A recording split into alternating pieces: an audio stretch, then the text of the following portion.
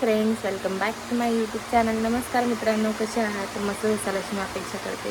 मी पण खूप मस्त आहे. तर फायनली तो दिवस आलेला आहे.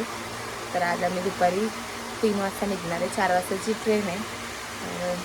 आणि उद्या आज होळी आहे. तर आज स्पेशल असं जेवण आहे.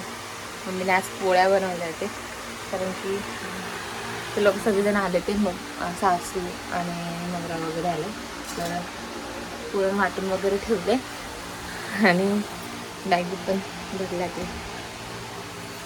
आणि मम्मीचं झालं इथं भजी बनवलेत मम्मीने. अजून तळते भजी. आणि बाबूची आंघोळ नाही झाली, कारण की बाबू तर अजून झोपलेलाच आहे. मायरा गेले पप्पांसोबत. तर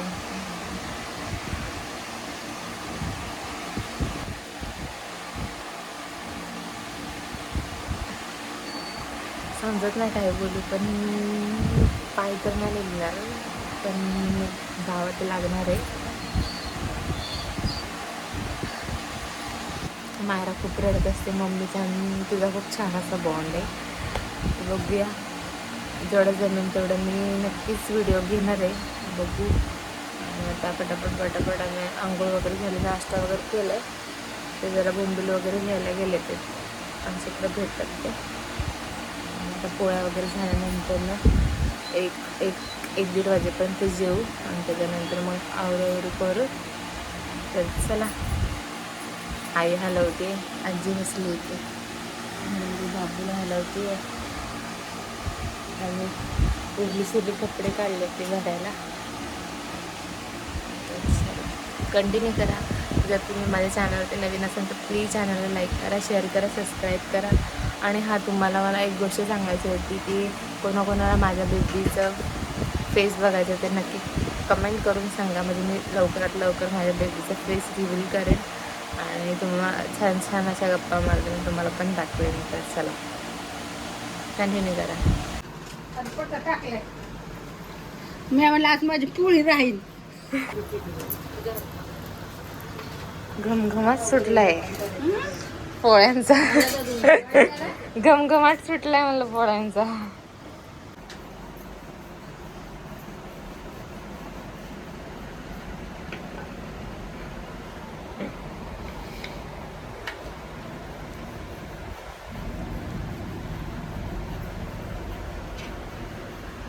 उरला सुरला हात नको काय लागायला मला. बरोबर आली काय लागायला. बस रे.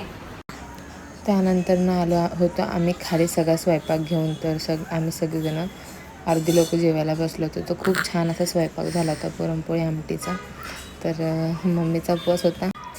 तर त्यानंतर सगळ्यांचा निरोप घेतला आणि त्यानंतर आम्ही फायनली निघालो. तर आता आम्ही ट्रेन पकडली होती दादरला जाण्यासाठी. तर मम्मी गप्पा मारत होती विहांशी. तर तिला खूप रडायला पण येत होतं आणि त्याची गप्पा पण मारत होती, कारण की तिला अजिबात करमणार नाही. आजीला मम्मीला, कारण की त्यांनी तिला आंघोळ वगैरे घातली, मालिश केले. हा होता 1-2 दिवसाचा प्रवास नव्हता, 5 महिन्याचा प्रवास होता. लवकर विसरायला पण होईल सवय हळूहळू करून. तर त्यानंतर आम्ही फायनली पोचलो दादरला. तर आमचा ट्रेनला टाईम होता म्हणून आम्ही बसलो होतो तिकडे. पाय खूप दुखायला लागले होते आणि बाबू पण झोपला होता म्हणून. तर त्यानंतर आमची फायनली ट्रेन आली. आणि मम्मी पप्पा आणि आजी होती म्हणून काय मारायला काय वाटलं नाही जास्त.